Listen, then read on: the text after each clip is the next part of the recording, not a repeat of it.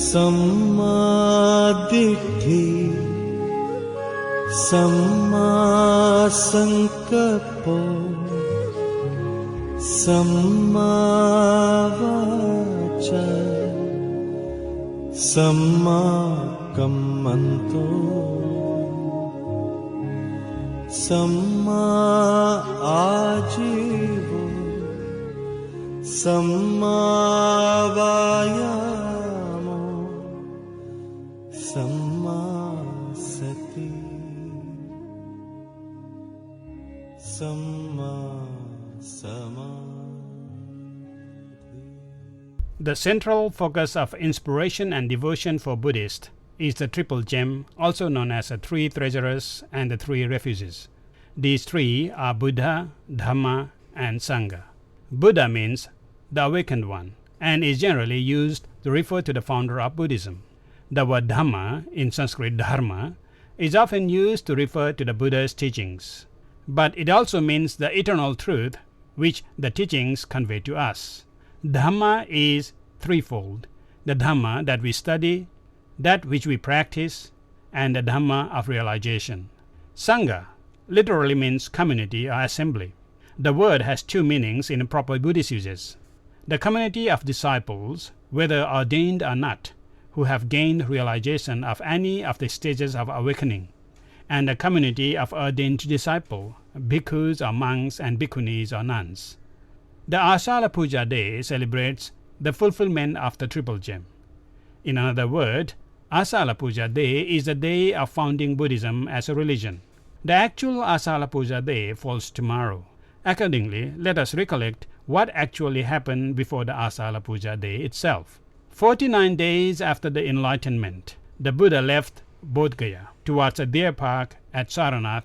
The Buddha was met by one of his earlier acquaintance, ascetic, named Upaka, who, amazed by the magnificence and majesty of the personality of the Buddha, exuding sublime happiness, inquired of him, "Your countenance is serene, your eyes are bright and indicate purity and blessedness." The Buddha replied, "I have obtained deliverance by the extinction of self. My body is chastened, my mind is free from desire, and deepest truth has taken abode in my heart. I now desire to found the kingdom of truth upon earth, to give light to those who are clouded in darkness, and to open the gate of immortality to men." Asked Upaka, "Who is the teacher under whose guidance you have renounced the world?" The Buddha said, "I have no master. I have attained peace. I have attained Nibbana, to found the kingdom of righteousness. I go to Benares. There I shall light the lamp of life for the benefit of those who are enveloped in the darkness of sin and death. Do you profess to be the Jina, the conqueror of the world?" The queruled Upaka. The Buddha said, "Jinas, or the conqueror, are those who have conquered self and the passions of self. Those alone are victors who control their passions and abstain from sin. I have conquered self and overcome all sin. Therefore, I am a victorious one, the Jina." At this, the ascetic Upaka said, "Maybe, friend, maybe." Shaking his head, he left, taking some other path. The Buddha then headed on his way to Benares, to beat the drum of deathlessness in a world that is blind. The Buddha next come to the Ganges river, which he must cross. The ferryman asks him to pay the toll for crossing. But the Buddha has no money, has no regard for money, and has given up the use of money. The ferryman is not about to let him ride for free, so the Buddha passes over the river by his miracle. These two stories, which are most developed in the ancient text, are not thematically unrelated to each other.